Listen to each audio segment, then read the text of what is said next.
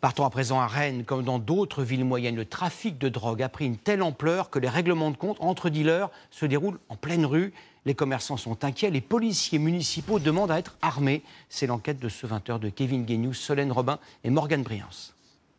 La scène se déroule en plein centre-ville, dans cette rue d'apparence tranquille. Vers 3h du matin, deux individus sur leur scooter poursuivent un homme, puis ouvrent le feu. Il est grièvement blessé.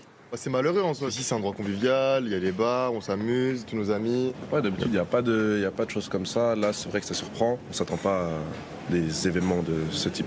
Cette nuit-là, un salarié d'Habib prévient les secours.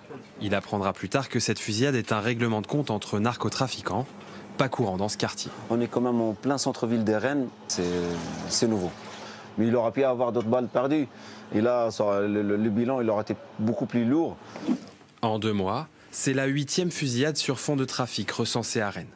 Une escalade de la violence qui prendrait sa source dans un quartier, selon la mairie.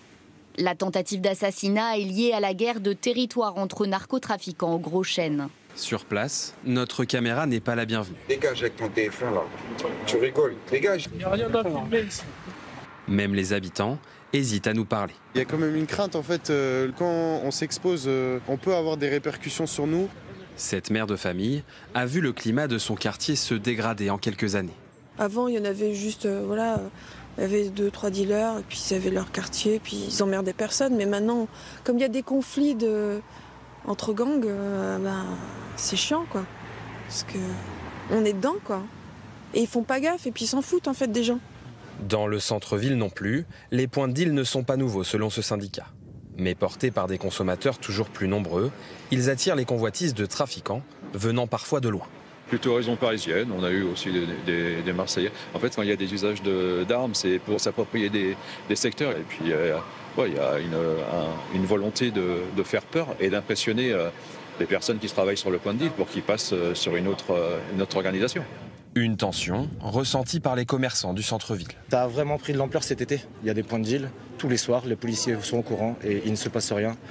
Donc nous, on a un peu une perte de clientèle aussi dû à ça le soir, parce que les jeunes se sentent plus en sécurité et il n'y a rien qui se passe, on en parle juste. Donc moi, je trouve ça dramatique. La mairie assure avoir installé près d'une 50aine de caméras supplémentaires cette année. Pour plus de sécurité, ces policiers municipaux, eux, manifestent. Ils réclament des armes à feu. Car en 5 ans, ils ont vu le nombre de leurs interventions liées aux stupéfiants se multiplier par 12. Tôt ou tard, de toute façon, l'un des collègues fera l'objet d'un tir et donc sera forcément blessé ou tué par des armes à feu, c'est obligatoire.